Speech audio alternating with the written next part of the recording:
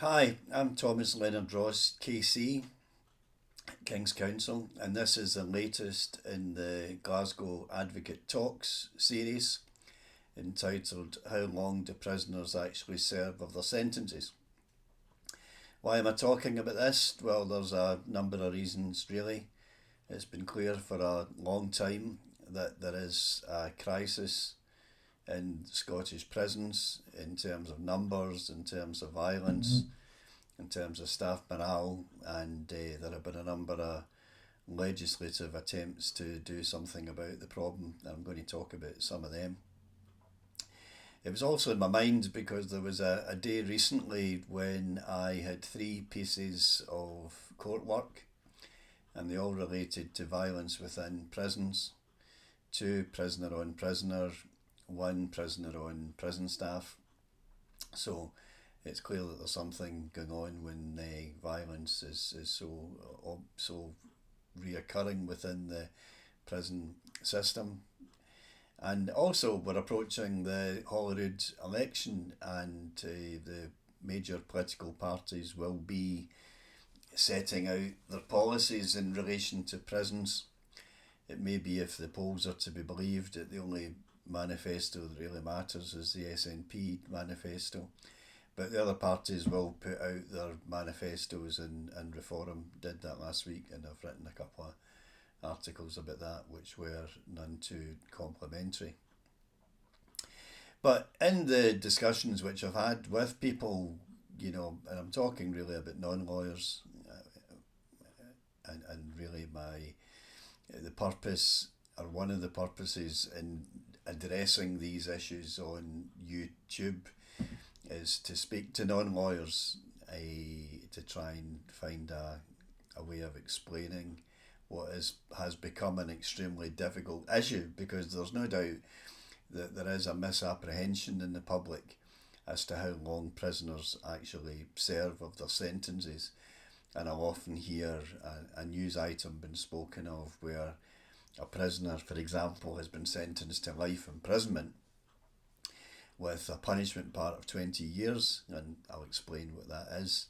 And I'll hear people in the pub saying, 20 years, they'll be out in 10 years. And, the reality is they might never be out. He certainly won't be out in any less than 20 years, and probably 25 years is a more realistic estimate. So it's not surprising that the public are not a bit confused about it, because it started complicated and it's become more complicated in the last few years as the result of a number of Scottish acts of the Scottish Parliament. So this is not a technical guide. I'm not attempting it. That would take several hours. I'm aiming for about 20 minutes as usual, and I'm really just going to run through some of the rules as to the periods which prisoners of different types have to serve before they can be considered for release from prison. Now, the first thing you have to do in considering that question is separate prisoners into two groups, namely short-term prisoners and long-term prisoners. The legislation which is important is the Prisoners in Criminal Proceedings Scotland Act 1993, and that tells us that a short-term prisoner is a person serving a sentence of imprisonment for a term of less than 4 years. So if you're serving less than 4 years, you are a short-term prisoner. And conversely, the same act tells us that if you are serving 4 years or more, then you're a long-term prisoner. And I'll deal with the categories in that way, because the rules which apply to short-term prisoners have always been very different to those for long-term prisoners, but they have changed fairly recently and are to change again before very long, probably in May of 2026. So, and I'll also, under the heading of long-term prisoners, I will also cover some special types of sentence where the rules are very different, in particular extended sentences, orders for lifelong restriction, and life sentences of life imprisonment. So just to give you a very straightforward guide, as I say, a short-term prisoner is somebody who is serving less than 4 years. Back in 1993, when the legislation came in, it was provided that as soon as a short-term prisoner had served one half of his sentence, he would be released unconditionally. So if you're sentenced to 3 years, you would do 18 months. You wouldn't have to apply for parole. After 18 months, you would simply be released unconditionally, which means not on parole. There is a mechanism by which you can be taken back, and I'll explain that later too. So, straightforward enough back then, 1993 until 2025, really straightforward. If you get less than 4 years, you served half of it and you were out. But by 2025, it was obvious that we had more prisoners than we had places for. The capacity in Scottish jails is about 8,000. It was running about 8,200, something like that. And the Scottish ministers were under huge pressure to do something about it. The cynical part of me would say they weren't too concerned when it was the prisoners who were complaining about the overcrowding. But when the prison staff and the prison governors started to complain about it and make it clear to the ministers that there was a bubbling problem which was about to blow and they would have to do something about it, they did. So whatever the reason for it, I congratulate them for doing something about it. And given that it takes about 10 years to build a prison, and the numbers of people who are sent to prison really depend on the judiciary and not the Scottish ministers, really all they could do was start letting people out. And they did. So the Prisoners Early Release Scotland Act 2025 came into force on the 11th of February 2025, does not apply to short-term prisoners convicted of certain sexual offences or domestic abuse offences, but if you take those people out, then otherwise they have to be released as soon as the prisoner has served 40% of the sentence. So it came down from 50% for a short-term prisoner to 40% for a short-term prisoner. And given the short-term prison sentences are not going to be that long, if they're all going to be under 4 years, the difference between 50% and 40% wasn't all that much. But it doesn't end there, because that wasn't quite enough to get the numbers under control. And so we have the Prisoners Early Release Miscellaneous Amendment and Transitional Provisions Scotland Regulations 2026, and that will have the effect of changing it from 40% to 30% with effect from the 12th of May 2026. So putting all that together, it was 50% between 1993 and 2025.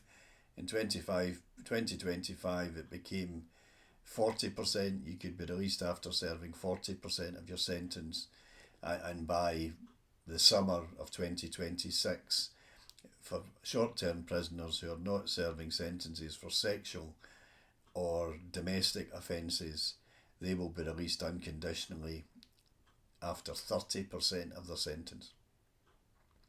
Now, unconditionally in that context really means you're not in parole, so you don't need to go to the social work. They can't just snatch you off the street and take you back to prison. But there are certain circumstances in which you could be taken back, and I'm thinking of Section 16 of the 1993 Act. And to put that shortly, if you're released from prison after half your sentence, obviously you still would have half of your sentence to serve.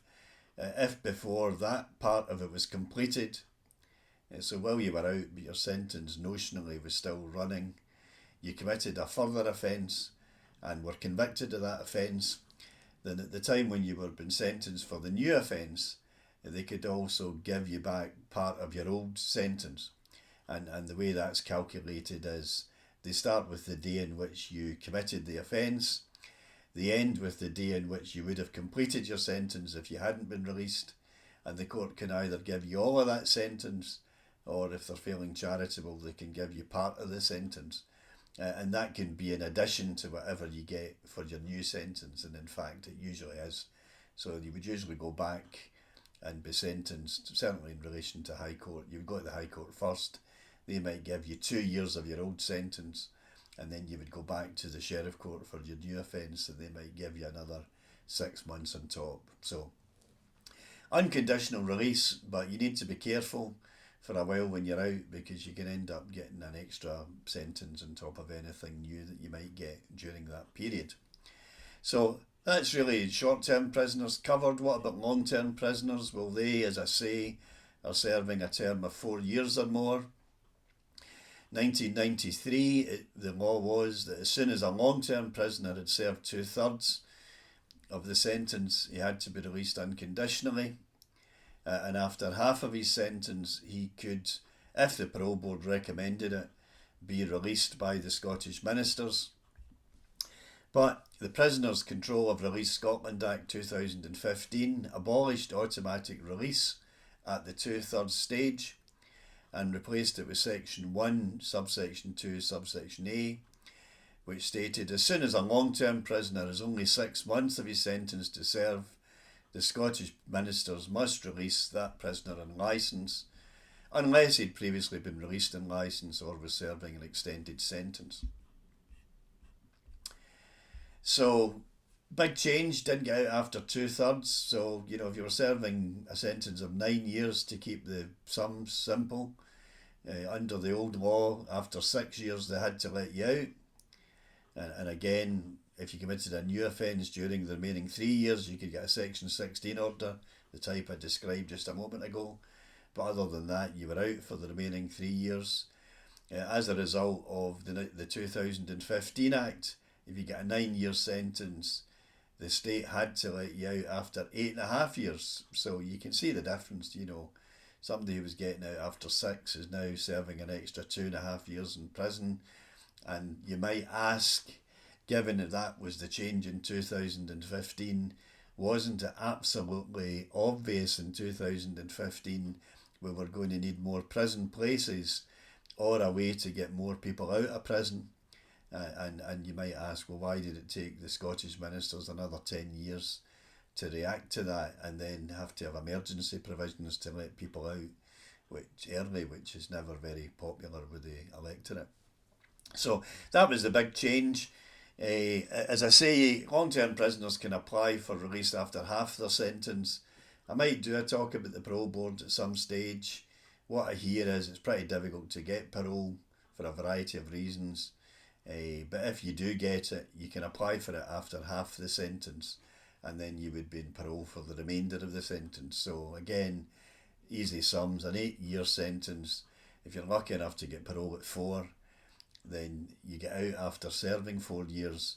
But for the remaining 4 years, you can be recalled, and they don't even need to take you in front of court, which surprises a few people. Essentially, you can be snatched off the street by the police, and if they give authority to take you back to prison, you just go straight to prison without even going to court. Also, it can be done in a warrant. They can get a warrant from the Secretary of State to recall you. Just a couple of special types of sentence before I end. The extended sentence, that's Section 210A of the Criminal Procedure Scotland Act 1995, where a person is convicted on indictment of a sexual, violent or terrorism offence, and the court intends to pass a sentence of imprisonment of 4 years or more, and considers that the period for which the offender would, apart from this section, be on licence, would not be adequate for the purposes of protecting the public from serious harm, the court can pass an extended sentence on the offender, and that's the aggregate of the custodial sentence which the court would otherwise have imposed, and an extension period during which the offender is to be subject to licence conditions. And in the High Court, the extension period can be 10 years, in the Sheriff Court it can be 5 years. So, returning to the 8 year sentence example, if the judge was thinking of giving the prisoner 8 years but thought that the public needed extra protection in the forms of an extended sentence, instead of giving him a simple 8 year sentence, he could give him an extended sentence of 10 years, and that would be a custodial term of 4 years plus an extension period of 6 years. So he wouldn't serve any longer in prison, probably, uh, subject to the parole board, of course. But if released at the halfway stage, he would be in licence for an extra 2 years, during which he could be recalled to prison. Order for lifelong restriction, that's section 210F of the 1995 Act. The court can make an order for a lifelong restriction when, on the balance of probability, certain risk criteria are met, namely the nature of or circumstances of the offence, either in themselves or as part of a pattern of behaviour, are such as to demonstrate a likelihood that the offender, if at liberty, will seriously endanger the lives or physical or psychological well-being of members of the public at large. And this wouldn't be taken without a risk assessment, a very detailed analysis made by a psychologist, which would take place over a period of 12 to 20 weeks probably. And ultimately, if such a sentence was imposed, then the court would also impose a punishment part, which is about 50% or sometimes 66% of the notional custodial term. So you would get an order for lifelong restriction, but you might only get 4 years imprisonment. And at the end of that, if the parole board could be convinced that you were safe to be released, then you would be released. The statistics suggest it's pretty difficult to persuade the parole board of that when you've had such a sentence, but that's a matter for another podcast. Life imprisonment is a punishment for murder, and again, once you're sentenced to life imprisonment for the rest of your life, you're either in jail or you're on parole. But at the time when a life sentence is fixed, the court has to fix a punishment part, taking into account the seriousness of the offence and any other offences on the same indictment and any previous conviction, and the court must ignore any period of confinement that may be necessary for the protection of the public. When you get a punishment part, say 20 years, you have to serve every day of it. You can't be released earlier, and people who work in the parole system tell me it's unlikely that you will be released after 20 years. And obviously, if you are lucky enough to be released, then you're subject to revocation. So you could serve 20 years, get out, get arrested for being drunk, and it could take you, recalled to prison. It could take you another 3, 4, 5 years to persuade the parole board to let you out. So certainly it's no joke when you're sentenced to a life sentence, and I think there is a degree of misunderstanding in the public as to how long people actually serve. So that's about 18 minutes. I've rattled through all the different types of sentences, the periods that prisoners must serve. I'm going to be speaking more about prisons in relation to other matters as the weeks go on, but I'll wind up for the moment. As usual, if you've got any general inquiries, by which I mean non-case specific inquiries, I can't get involved in cases where other lawyers are working on them, but clearly members of the public have any inquiries of a general nature, just put them as a comment and I'll answer them. There's no intention to monetize this, that's not the purpose of it at all, but if you subscribe, at least I know somebody's listening. But I promise there's no intention ever to do anything with this other than attempt to inform the public in a straightforward way regarding legal matters which sometimes appear complicated. Okay, see you next time.